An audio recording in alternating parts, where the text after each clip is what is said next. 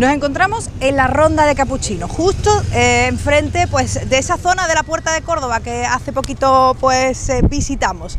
Bien, estamos aquí porque hoy vamos a visitar un convento de Sevilla que tiene mucho más de lo que parece por fuera, que es importante conocer su historia, sus secretos, todas las joyas que tiene dentro, incluida la Divina Pastora.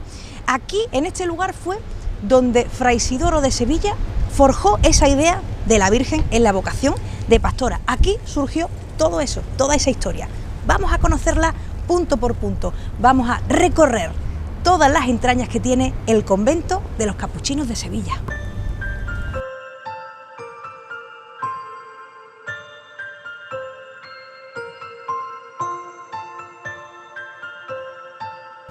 Y vamos a entrar en el convento de Capuchinos y aquí está con nosotros Jesús Lozano, que es prioste de la Pastora de Capuchinos. ¿Qué tal, Jesús? ¿Cómo estás? Bienvenida, muy bien. Vamos a hacer un recorrido por el convento, ¿no? Correcto. ¿Por dónde vamos a empezar? Pues mira, vamos a empezar por el actual recibidor, que en el siglo XX fuese el Museo de la Divina Pastora, un hecho bastante desconocido a nivel general, pero que sin duda es uno de los acontecimientos en la historia patrimonial del convento más interesante.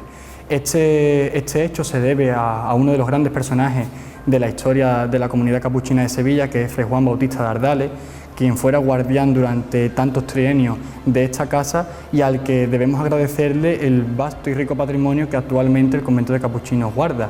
Su labor y su devoción inefable a la vocación de la Divina Pastora como joven capuchino lo llevó a reunir todas las obras de arte de tipo suntuario, de todas las características que encontrase para dar lugar a este museo. Esta, como digo, es la primera sala que se inaugura el 20 de junio de 1937, que resulta característico además porque en una época tan convulsa para España, ¿no? como es el año 37, ¿no?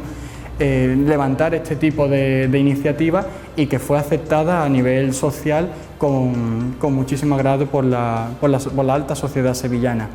Actualmente, como digo, y por las diversas reformas que ha sufrido el convento, pues vemos bastante alterada la estructura de este museo, conservándose únicamente como elemento original el cuadro magnífico de Domingo Martínez, que fue discípulo de Murillo, que podemos ver en el testero central de la estancia.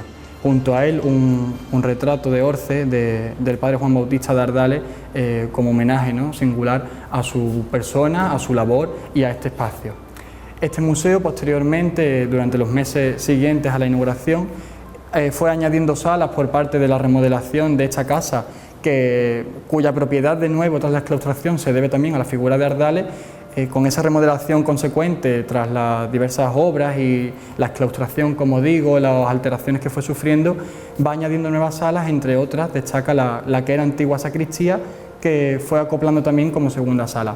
Con su muerte es verdad que el proyecto se queda un poco más aplacado y con las consiguientes obras que el convento sufre, pues bueno, se altera, como digo, bastante esta distribución de piezas.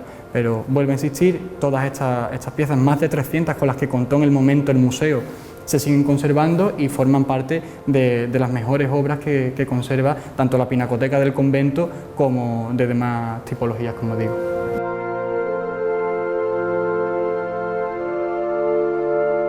Y nos encontramos ahora en el claustro del convento de los Capuchinos. Y nos acompaña Antonio Valiente, que es archivero del convento. ¿Qué tal, Antonio? ¿Cómo estás? Cuéntame un poco cuáles son los orígenes del convento en el que estamos ahora. Pues el origen primero se sitúa en una ermita consagrada pues a Santa Justa y Rufina, de ahí el nombre del convento, y ese espacio pues fue cedido por la primitiva hermandad a los frailes capuchinos para fundar este convento en 1627. A cambio de eso tenían que mantenerse siempre en la iglesia las dos titulares y tienen que aparecer en el nombre del convento y en el sello del convento. El convento es un convento capuchino clásico, se sitúa en una de las puertas de la ciudad. Eso es obligatorio según las constituciones, porque no podían estar ni demasiado cerca, ni dentro de la ciudad, ni demasiado lejos, para poder evangelizar, pero también poder hacer vida de contemplación. Este es el claustro, que es la parte, digamos, central, que articula toda la edificación. y a lo largo de su historia pues ha tenido hitos muy importantes, porque aquí se situaba la curia provincial, es decir, donde estaba el fraile que gobernaba pues toda Andalucía, las misiones de Guinea Sierra Leona y todas las misiones americanas de los llanos de Caracas. Como una de las cuestiones más conocidas, pues la fundación, el inicio de la devoción a la Divina Pastora por parte de Fray Isidoro de Sevilla, que bueno, ahora veremos el sitio exactamente donde ocurrió, que se conserva tal cual.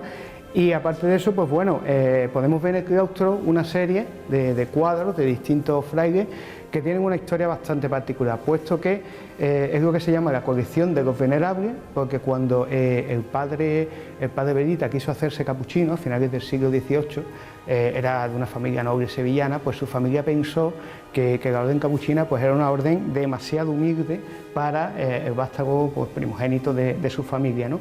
Y el guardián del convento, cuando tuvo noticia de eso, pues mandó pintar esta serie, en la cual pues se puede ver pues distintos nobles, una serie de frailes que fueron venerables, incluso tenemos hasta un Borbón que fue fraile capuchino.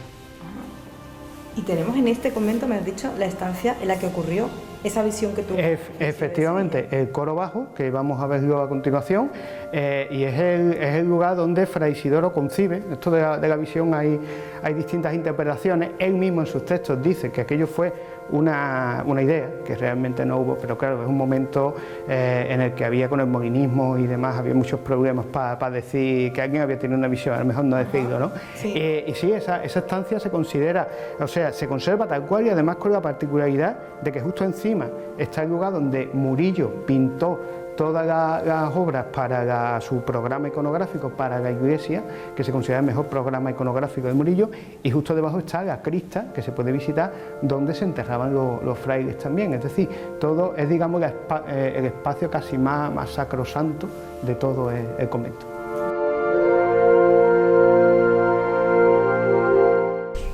Jesús, y estamos ahora mismo entrando en una de las estancias más especiales del convento. Pues sí, sin duda este coro bajo, ¿no?, del convento es la estancia más especial y más singular de cuantas tiene el convento de Capuchinos de Sevilla. En este espacio, la noche del 24 de junio de 1703, estando el venerable padre Isidoro de Sevilla en oración, tiene la inspiración, la idea de concebir a la Santísima Virgen con título y traje de pastora.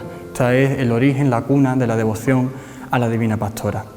Destacamos de este espacio, sin duda, la presencia de este relicario de plata, en el que podemos observar la primera representación que hay de la Virgen como Divina Pastora. Este pequeño boceto sirvió de boceto como tal, para Alonso Miguel de Tobar pintar la obra definitiva que presentaría Fray Isidoro en la tarde del 8 de septiembre de 1703 al pueblo de Sevilla, la Alameda de Hércules, de la Virgen como Divina Pastora, esta nueva iconografía que nace desde esta casa.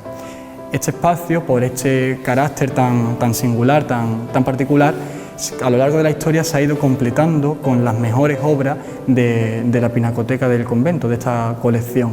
Hay firmas de las máximas calidades en este espacio, complementado además con otro tipo de elementos de arte suntuario, como son portapaces, relieves en plata, el abanico con figuras versallescas, arte mobiliario, estofado y policromado, en fin, una serie de elementos que vienen a ensalzar la grandeza y la importancia de este espacio por el deseo de la Santísima Virgen de revelarse como Divina Pastora al capuchino Isidoro de Sevilla, ¿no? O sea, aquí ocurrió todo, el inicio de la Virgen como pastora, ¿no? Aquí está el epicentro, ¿no?, la fuente de la que luego emanó esta locura, este amor que sin duda ha trascendido y ha traspasado los mares gracias a las misiones capuchinas, a la labor de los capuchinos en Hispanoamérica. La Virgen como Divina Pastora ha llegado allí siendo una de las devociones mayores y de las mayores manifestaciones de fervor popular que se conocen. La procesión de la Divina Pastora de Barquisimeto es la más multitudinaria que se conoce en el mundo cada 14 de enero.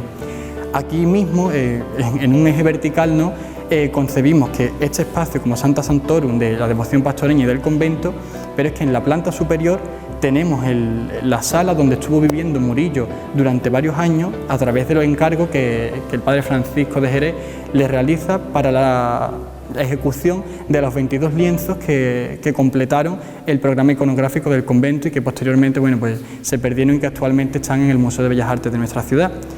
Y en la planta inferior del nivel en el que nos encontramos está la cripta, que es donde se realizaban los enterramientos de los padres capuchinos y donde están los restos de los capuchinos que nos precedieron, y que además cuento todo esto bien al hilo porque tenemos una réplica de la Divina Pastora de Barquisimeto que acabó aquí a raíz del centenario de la advocación de la Divina Pastora y tal, y que bueno, la comunidad barquisimetana y venezolana venera en esta imagen aquí en Sevilla.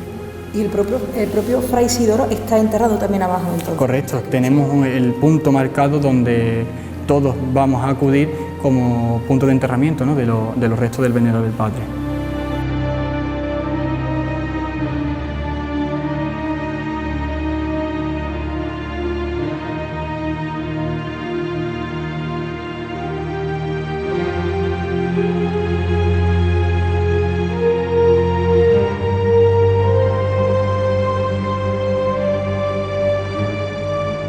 Bueno, Antonio, y estas puertas que hay aquí, esto parece un armario, ¿no? Bueno, en este caso parece un armario, pero no es un armario, porque como en el nombre de Garrosa en muchos conventos pues hay entradas secretas, y en este caso pues una entrada a una biblioteca.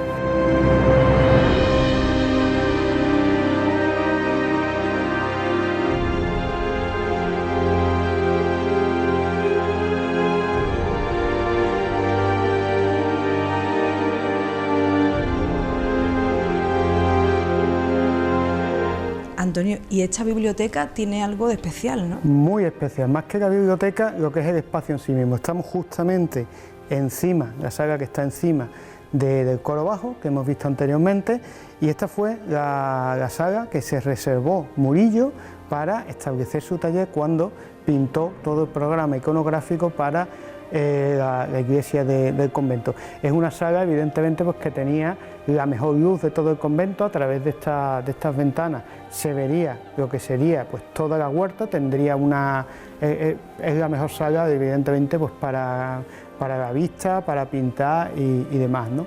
Ha sido un sitio pues bastante importante, hasta el punto de que hace unos años, pues en la Noche en Blanco se hizo aquí una actividad en la que se reprodujo pues cómo Murillo con sus ayudantes y demás pues estuvo pintando los distintos cuadros del programa, y de hecho pues aquí quedó como recuerdo de esa ocasión pues el lienzo que el actor estaba pintando, haciendo como que pintaba como si fuera el maestro.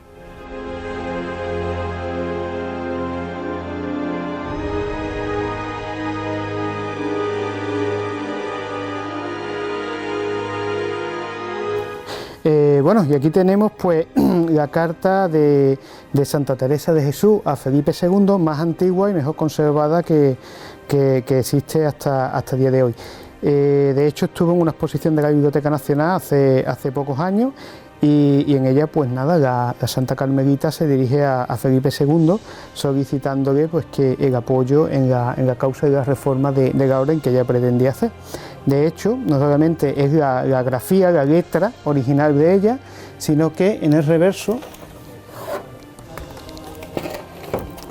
pues podemos encontrar, tras la firma evidentemente de humildad y despedida a Rey, Teresa de Jesús Carmelita. Esta era la firma de Santa Teresa.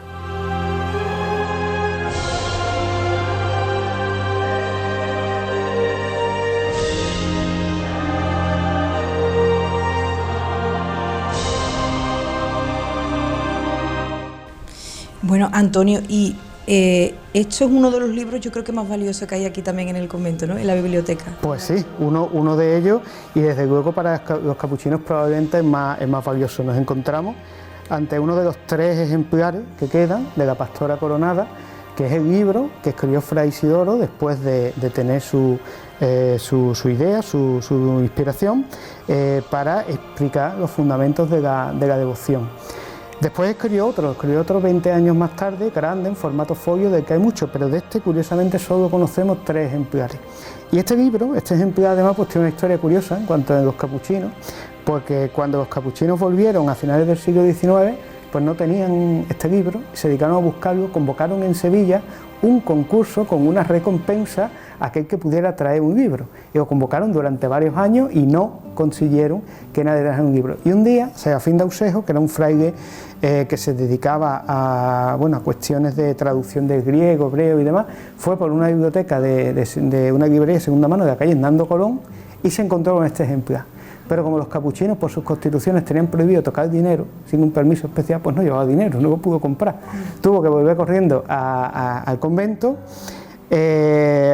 consiguió el permiso del guardián para llevar el dinero, se quedó sin comer ese día y fue a montar guardia a la puerta de la librería hasta que abrió, no fuera a ser que alguien le fuera a quitar el libro de la Divina Pastora, ¿no? Y así es como pues este ejemplar pues se integró en nuestra biblioteca ya pues por 1920 aproximadamente. Bueno, tienes aquí otros libros también interesantes, ¿no? Del archivo, cuéntame. Pues sí. ¿Qué me vas a enseñar? Os puedo enseñar un palimpsesto, aquellos documentos, aquellos libros que la Iglesia borraba antes de la invención del papel. Tenemos que situarnos en la Edad Media, cuando la Iglesia es la única que controla las bibliotecas, la que tiene la cultura escrita en sus manos, y entonces se escribe en pergamino, ¿vale? El pergamino, a diferencia del papel, como se puede ver, es piel de animal, además una piel de animal, la cual, como ve, aquí podemos ver todavía los vellos del animal. Estos puntitos que estamos viendo pues son los vellos. Este es el lado exterior, que se llama lado pelo, y este es el lado de la carne, ¿no? Como el pergamino era mucho más caro, pues la Iglesia lo que hacía era hacer reciclaje, borraba todos aquellos libros que no le interesaban dogmáticamente, pues se llevaban al escritorium, donde se borraban mediante un sistema abrasivo, se cortaban para hacer nuevos libros. Claro, a la Iglesia nunca le interesó, pues por supuesto, las teorías aristotélicas, platónicas, Arquímedes, todo el mundo clásico, por eso en la Edad Media desaparece el mundo clásico, porque se borra totalmente. Sin embargo, ¿qué es lo que ocurre? Estos sistemas de borrado eran deficitarios y de hecho, si miramos con atención, podemos ver huellas de un texto que se ve tenuemente, especialmente en el lado carne, aunque en el pelo aquí también lo vemos, que se llama texto inferior. Esto es el texto que no consiguieron borrarlo totalmente, ¿de acuerdo? Gracias a este tipo de elementos, pues en el Renacimiento, gente pues como Leonardo da Vinci y muchos otros, consiguieron recuperar la antigüedad clásica grecolatina y constituyeron la base de nuestra cultura, de nuestra forma de ver la vida a día de hoy. No se puede ir nadie a una biblioteca como esta sin ver un incunable, ¿vale? Por incunables entendemos los libros que se imprimieron, son libros impresos que se hacen en el siglo XV, ¿vale? Los primeros se llaman incunables porque en aquella época normalmente los impresores no ponían un pie de imprenta que nos permitan saber quiénes eran. Este libro tiene más secretos porque tiene una portada, cosa que no solían tener los incunables empezaban a texto a pego, y esta portada dice que esto es el cronicón de Antonino de Florencia en una edición de Venecia de 1480. Si esto fuera verdad, estaríamos ante el libro más valioso absolutamente del mundo en términos absolutos. Ni la Biblia de Gutenberg de las 42 líneas, ni ninguna. Porque no existe.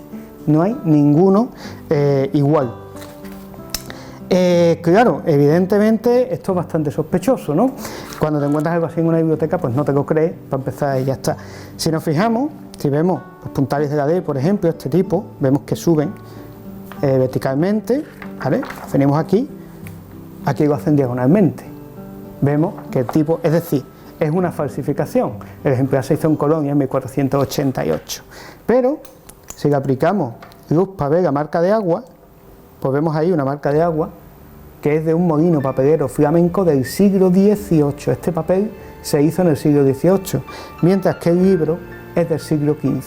Por tanto, un marchante de libros compró este libro del siglo XV, le puso la portada y engañó a uno de sus clientes haciéndole creer que era el libro más famoso del mundo, más valioso del mundo, por supuesto, lucrándose mucho con ello.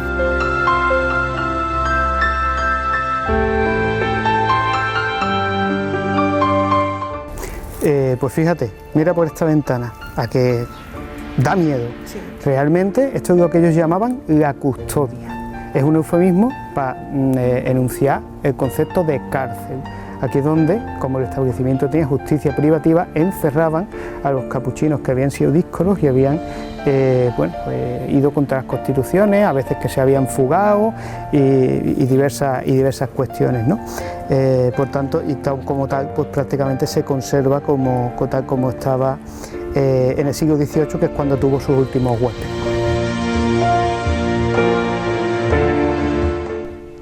Jesús, y llegamos a nuestro destino de hoy, la iglesia, ¿no? Nuestro punto y final de este capítulo. ¿Qué historia tiene este templo? Pues mira, como comentaba Antonio anteriormente, la iglesia forma parte del conjunto del convento de capuchinos, que se entiende como la parte de claustro, de vivienda de los frailes, como el templo, ¿no?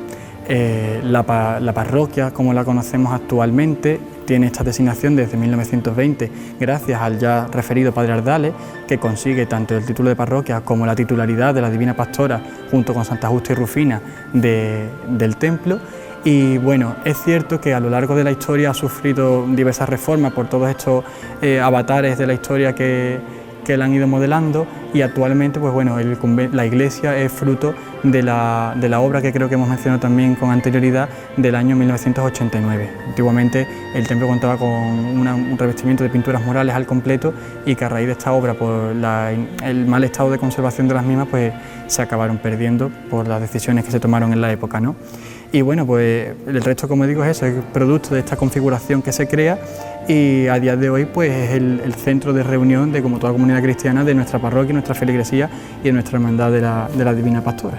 La Divina Pastora, que además yo creo que es la que nos está trayendo hacia ella, que yo creo que ahora mismo es lo más importante que tenemos cerquita de nosotros, que es pues ella, ¿no? La Virgen, la Pastora. Sí, la imagen de la Divina Pastora, así como su vocación por todos estos entresijos históricos que hemos ido desarrollando a lo largo de la visita.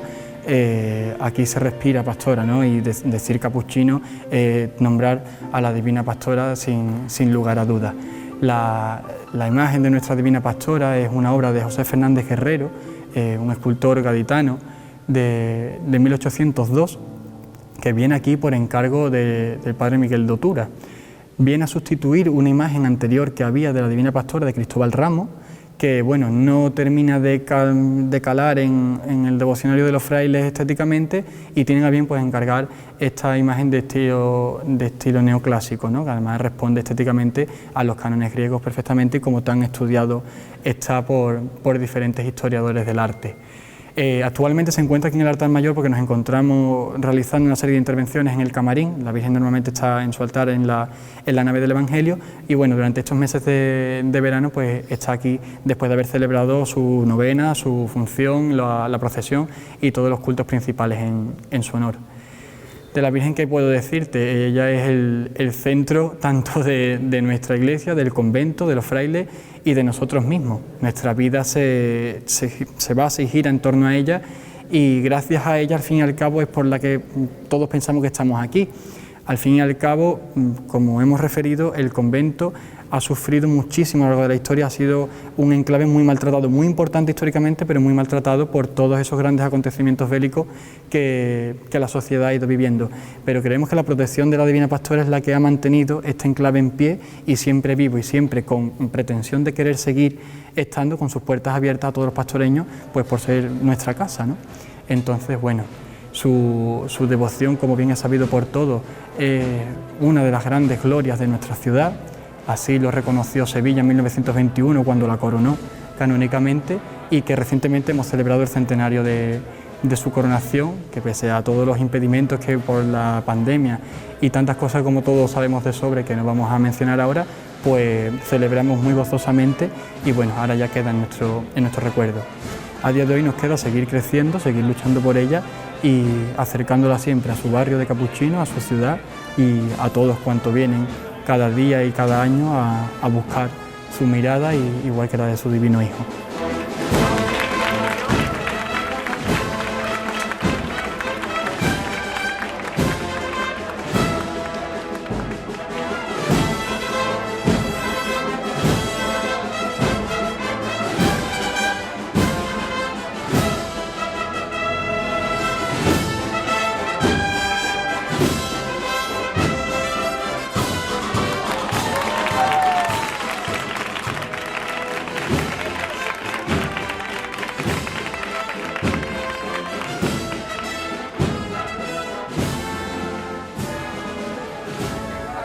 Nos despedimos de este lugar de Sevilla, una auténtica joya que poca gente conoce, sobre todo poca gente conoce el valor que hay dentro. Hemos estado en la habitación, por ejemplo, en la que Fray Isidoro de Sevilla ideó esa imagen de la Virgen como pastora. Hemos visto las reliquias del beato Diego de Cádiz, su celda incluso. Hemos estado donde estuvo Murillo pintando y sobre todo hemos estado cerquita, frente por frente de la Divina Pastora. Desde luego hemos pasado una tarde maravillosa. Recuerden, hay que venir a visitarlo. Dentro hay auténticos tesoros. Espero que lo hayan disfrutado. Nos vemos el próximo jueves.